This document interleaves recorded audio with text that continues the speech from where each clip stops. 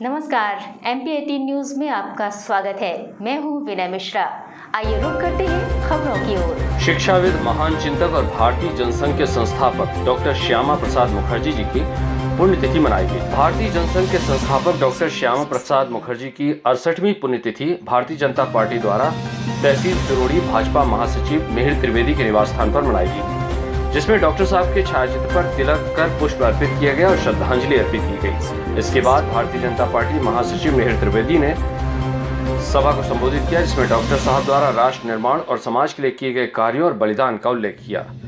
अविनाश देशमुख और प्रत्युष दुबे द्वारा भी सभा को संबोधित करते हुए प्रखर राष्ट्रभक्त श्यामा प्रसाद मुखर्जी के शिक्षा की दृष्टि से किए गए कार्यों को और राष्ट्र की अखंडता के लिए सर्वस्व न्यौछावर किए जाने को याद किया गया।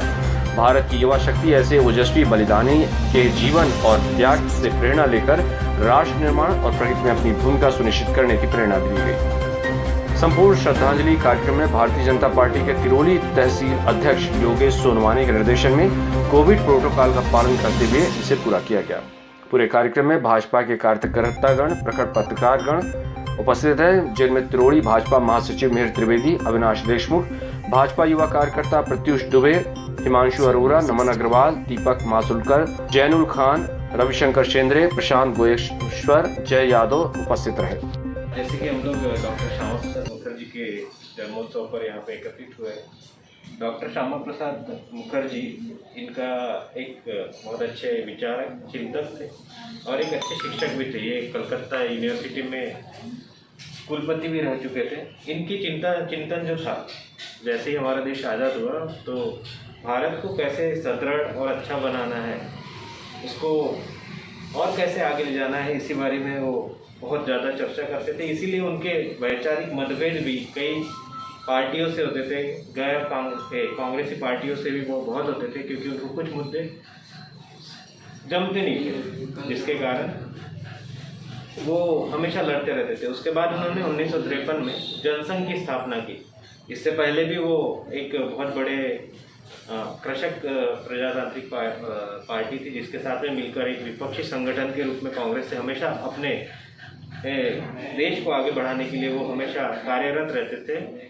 और यही मैं चाहूँगा कि जो आज हमारे यहाँ कई शिक्षक और कई बंधु रहते हैं जो बहुत अच्छे चिंतक रहते हैं, वो भी श्यामा प्रसाद मुखर्जी को आज चिंतित करते हैं, चिंतन करते हैं। मैं उनका सभी का धन्यवाद करना चाहूँगा और श्यामा प्रसाद मुखर्जी का भी धन्यवाद करना चाहूँगा कि हमें भी वैसी शक्ति दे कि हम जैसे कि सभी समाज लड़ते रहता है हमारे गाँव को, क्योंकि नींव ही गाँव होती है गाँव को सुधारने के लिए। जैसे सभी लोग कार्य करते रहते हैं, तो वैसी ऐसी शक्ति दे सभी में कि वो अपने गांव को विकसित करे और विकासशील बनाए।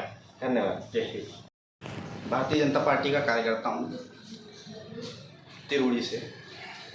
आज हम सभी उपस्थित हुए हैं डॉक्टर श्यामा प्रसाद मुखर्जी जी की पुण्यतिथि के उपलक्ष्य में।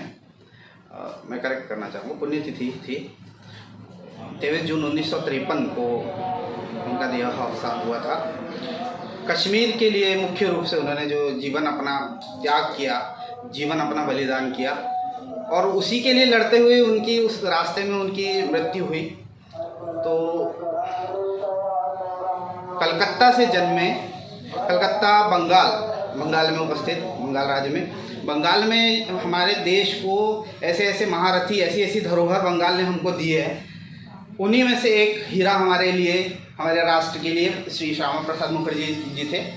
स्वामी विवेकानंद, रविन्द्रनाथ टैगोर और श्यामा प्रसाद मुखर्जी, हमारे नेताजी सुभाष चंद्र बोस, सभी हमको बंगाल ने दिया। और उन्हीं में से श्यामा प्रसाद मुखर्जी, सभी ने अपना जीवन, पूरा जीवन न्यौछावर दे राष्ट्र के लिए कर दिया। उन्हीं में श्यामा प्रसाद जी ने भी अपना जीवन न्यौछावर किया था राष्ट्र के लिए।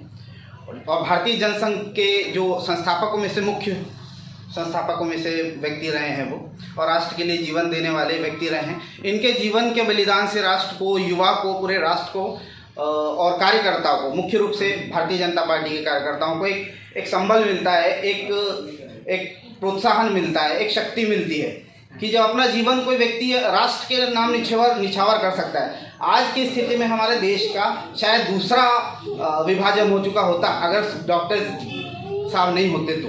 कश्मीर का विभाजन के रूप में बहुत बड़ा एक उस समय आंदोलन चला था और बहुत बड़ा एक लहर सी चली हुई थी कि हो सकता है अगर ऐसे लोग उस समय में उपस्थित नहीं होते तो आज जो हमारे देश की जो हमारा मुकुट है हमारे राष्ट्र का कश्मीर, वो आज हमारे साथ हमारा राष्ट्र से जुड़ा नहीं होता।